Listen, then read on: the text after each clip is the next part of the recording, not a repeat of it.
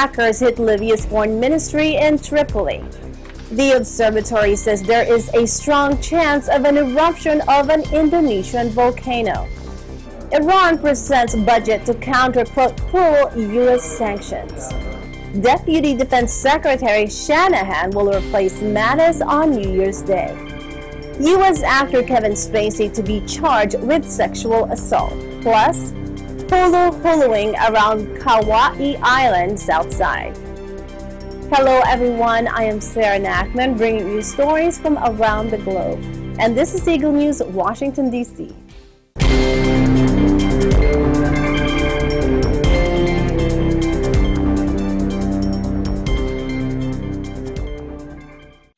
Officials said Tuesday an hours-long gun and bomb attack on Kabul government compound killed at least 43 people, making it one of the deadliest assaults on the Afghan capital this year. No militant group has claimed responsibility for the raid, which caps a bloody year for Afghanistan as long-suffering civilians and security forces are slaughtered in record numbers. Taliban spokesman Sabiullah Mujahid said the attack had nothing to do with the militants. Health Ministry spokesman Wahid Majrooh said another 27 people were wounded in Monday's massacre on a site where the Ministry of Public Works and an office that handles pensions and benefits for war veterans are located. Gunmen stormed the compound mid-afternoon after detonating 2 car bombs at the main entrance, which is opposite residential apartment blocks.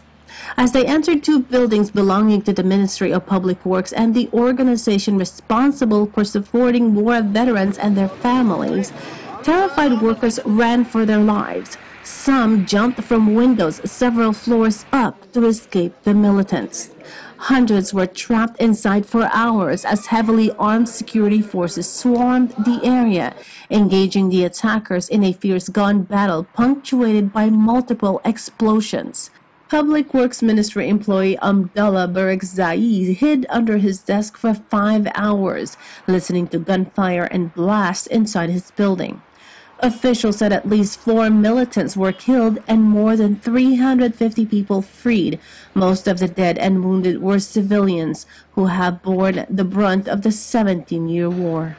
دیوار سوراخ کرده بودن داخل وزارت شده بودن اینا اصلا قصدشون وزارت فواید عمومی بود داخل این رب شده بودن بلاکای ما که بخش مالی است بخش تدارکات است کلش زیر آتش گرفته بودن و ما چون دیدیم که بالاخره دست از اینا شاید کشته شم ما از منزل 4 خود به پایین انداختم ساعت 2:30 بجه که یک گرمباز کرد شیشام چی شد بعد از دیگه پیداکن شد بسیار دیر مردم از هر طرف میدوید در صبح خدا پت میکرد همین نفرای وزارت و یا بسیاریش زخمی را پشت کرده میبرد تو طرف بسیاریش که چیز بود بعد از که پلیس آمد کسی نمیمان که در این ساحه بگرده. ببینین بخواین نخواین نیروهای خارجی امروز یا فردا از افغانستان باید برن و این افغان هستن که به خاطر تامین امنیت و صلح و ثبات در افغانستان سعی کوشش کنند. ما امیدوار نباشیم که اینا تا آخر بمانند و اینجا در افغانستان تمام تسهیلات امنیتی را بر ما مساعد بسازند. طبیعی است که کل مردم افغانستان میفهمند که نیروهای خارجی بودنش به افغانستان بهتر است از نگاه امنیتی. ما این را به فعال نیک گرفته بودیم. دیگه این بستگی داره به خود نیروهای خارجی که چقدر وفادار به افغانستان بودن و چقدر وفادار هستن. این که میرن حالا ما میخوایم که دولت افغانستان خودش توجه جدی داشته باشه سر امنیت خود ما بتوانیم امنیت خود توسط نیروهای خود توسط اردو و پلیس خود تامین بکنیم. Witnesses and a security sources said gunfire and explosions rocked Libya's foreign ministry on Tuesday as attackers stormed the building in the capital Tripoli, killing at least 1 person. The source said a car bomb exploded in front of the ministry, after which 3 or 4 assailants entered.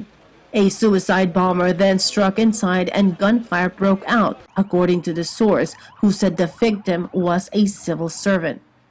Plumes of smoke were seen rising from the building as ambulances, paramedics, and security forces gathered outside. There was no immediate claim of responsibility. Two competing administrations, rival militias, tribes, and jihadists have been competing for control over territory and the country's vast oil wealth.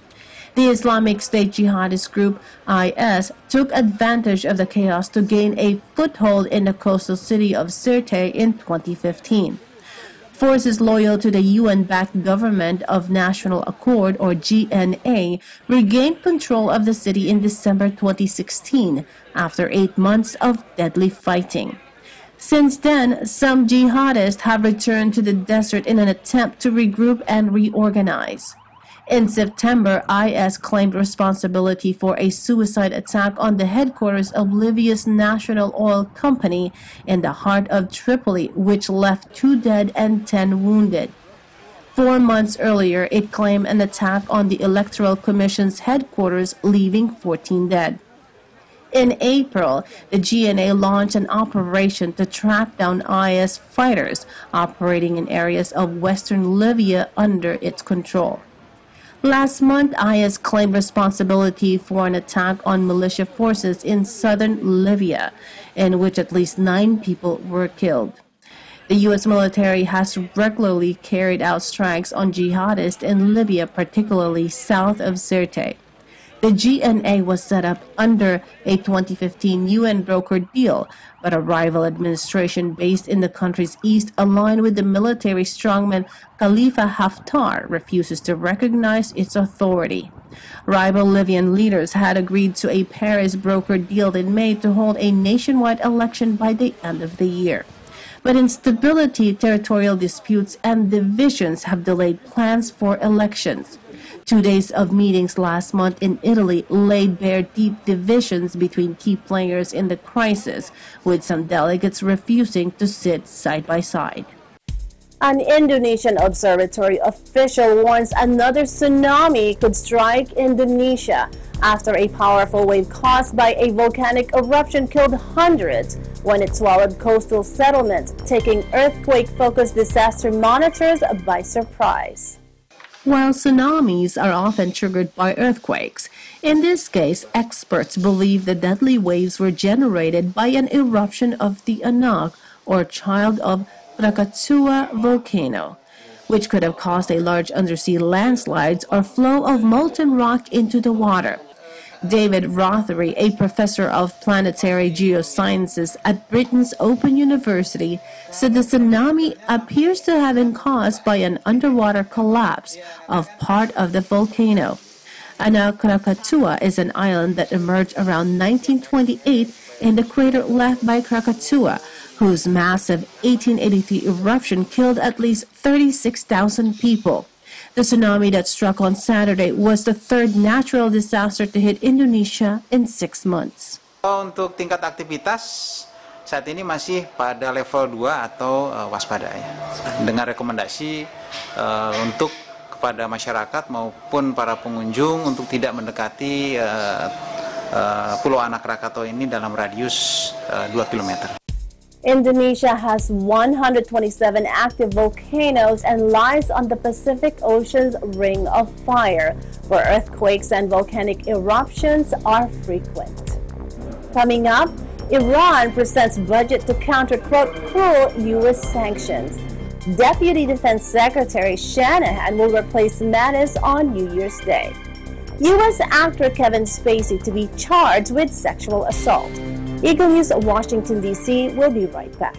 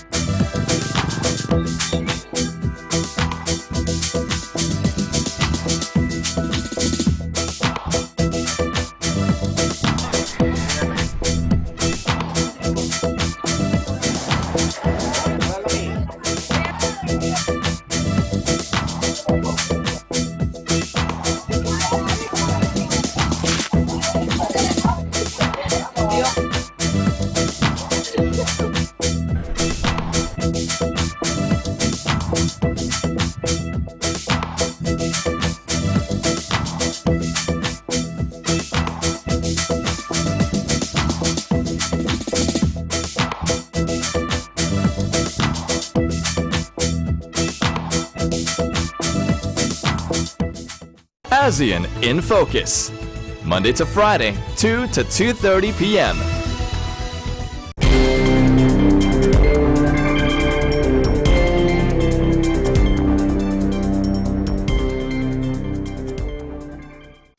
Welcome back. You are watching Eagle News Washington, D.C. President Hassan Rouhani on Tuesday unveiled Iran's first annual budget since the return of U.S. sanctions, saying it had been adjusted to take account of Washington's cruel measures. The president announced a 20% increase in public sector wages in a sign of the economic challenges the Islamic Republic has faced since the United States pulled out of the 2015 nuclear deal earlier this year. The speech gave only a few general points of the budget, which will now be scrutinized and voted on by Parliament, but acknowledged the pressure Iran was under. Referring to the widespread protests that hit the country almost exactly a year ago, sparked by anger over economic and political conditions, Rouhani told Parliament in a televised speech, quote, "Last year we faced some problems." هدف اصلیشان به زانو در آوردن نظام پرقدرت جمهوری اسلامی ایران است. بی تردید آمریکا به هدف خود نخواهد رسید.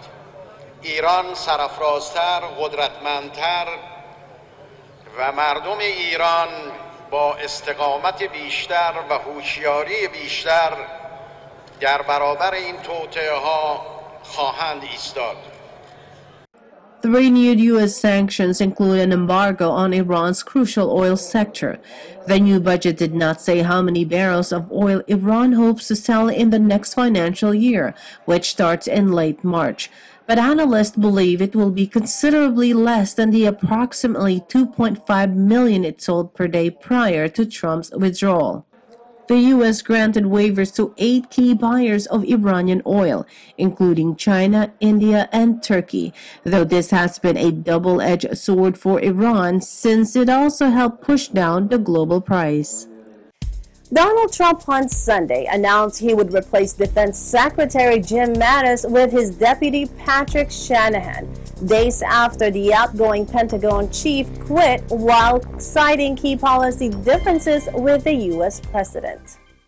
Trump tweeted, "I am pleased to announce that our very talented Deputy Secretary of Defense, Patrick Shanahan, will assume the title of Acting Secretary of Defense starting January 1, 2019. Patrick has a long list of accomplishments while serving as deputy and previously Boeing. He will be great."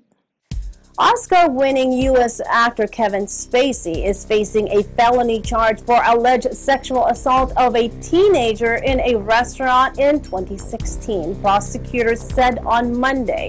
According to the district attorney of Cape and Islands, Massachusetts, Spacey will be arraigned at Nantucket District Court on January 7 on a charge of indecent assault and battery. Prosecutors did not name the alleged victim of the July 2016 incident, But former Boston-based television news anchor Heather Unruh told a news conference last year that police were investigating a complaint by her son against the House of Cards and American Beauty star. Unruh told reporters the 59-year-old had sexually assaulted her son on the holiday island of Nantucket after plying him with alcohol late at night in a bar in July 2016. Unruh described her son at the time as a starstruck straight 18-year-old. Spacey was considered one of the finest actors of his generation. His career has nosedived following allegations of sexual misconduct by more than a dozen men in the United States and Britain. The first public report of alleged abuse by him came from actor Anthony Rapp, who claimed that Spacey sexually abused him when Rapp was 14 in 1986. When we come back, holo-holoing around Kauai Island's south side. Eagle News Washington, D.C. will return shortly.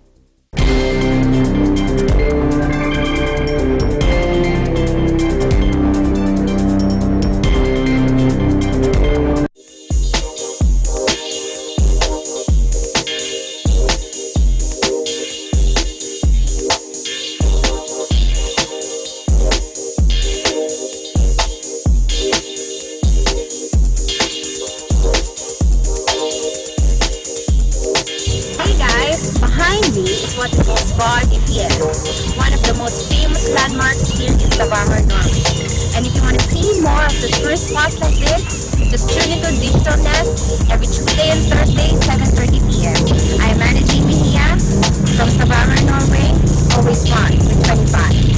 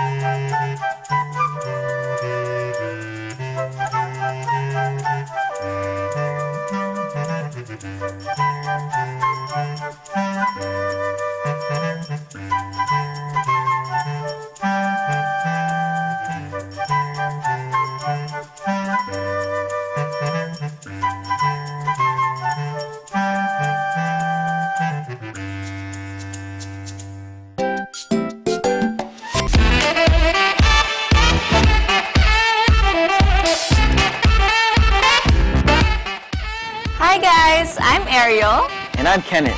And we're your new hosts for The Break Room. So please watch us every Monday at 7:30 to 8 in the evening. We are one with 25. Landmarks, Linggo, alas 6 hanggang alas 7 ng gabi.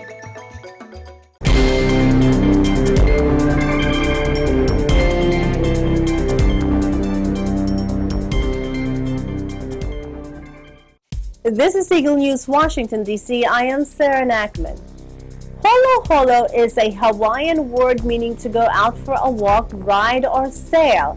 Today, Eagle News correspondent Mark Angelo Abalas takes us holo-holoing around Kauai Island south side. Take a look. Aloha! My name is Mark Angelo Abalas, and I'm here on the beautiful island of Kauai. And it's time to holo-holo all over the south side of Kauai. Not halo-halo, holo-holo. You ready? Let's go! Holo-holo means to relax and cruise, getting to spend your quality family time at your favorite outdoors. There are many ways to get to the sunny south shores of Kauai, but the more famous and well-known route is to the Tunnel of Trees. The Tunnel of Trees is located on Maluhia Road, which is about a 15-minute drive directly from the Hui Airport. In the year 1911, there were originally 500 eucalyptus trees that were donated as a gift to the community. As a result, those original 500 have blossomed and grew to be one of Kauai's main attractions. and also a path leading to the sunny south shores of Kauai. There are many great attractions on the south side of Kauai, from its beautiful landscape to its great history landmarks and even the fine weather. But its greatest attraction is the beaches. The beaches are what draws the people to the islands. Among those beaches stands out one very particular beach, both to the locals and also to the tourists. That beach is called Shipwreck Beach. Shipwreck Beach is a big focal point for all wave riders, because throughout the year, it never fails to give you the ride that you're looking for. So if you're a surfer, a boogie boarder, or even a stand-up paddleboarder, Shipwrecks Beach is the place to go. If you're a family just looking to have a good time and enjoy a little show, Shipwrecks Place is the place to go. There are so many beaches that are lined up across the south side of Kauai. Some you need to climb a trail, some are just right over the wall. But if you're not so much into the beaches and just want to see water sprout up, you can stand behind a fence line and head over to the Spouting Horn of Kauai. Whenever you decide it's the end of your Holo Holo trip, we highly recommend that you stay for just a little bit longer and enjoy the beautiful sunsets of the south side. These sunsets are so breathtaking that it will even make you rethink about staying for just a little bit longer. Reporting from the Garden Isle of Kauai, Hawaii, this is Mark Angelo Obalos for Eagle News. I'm 1 with 25. Mahalo, Mark. In this biting winter cold here in the East Coast, who wouldn't want to go holo-holoing in Hawaii? Hashtag December vacation goals. That is today's Eagle News Washington, D.C. Join us tomorrow for stories that matter to you. Visit our website at eaglenews.ph or eaglenewslive.com. Also like us on Facebook, and don't forget you can follow us on Twitter at twitter.com/eaglenewsph. On behalf of Eagle News Washington, D.C., I am Sarah Nachman. Thank you for watching and have a Happy New Year.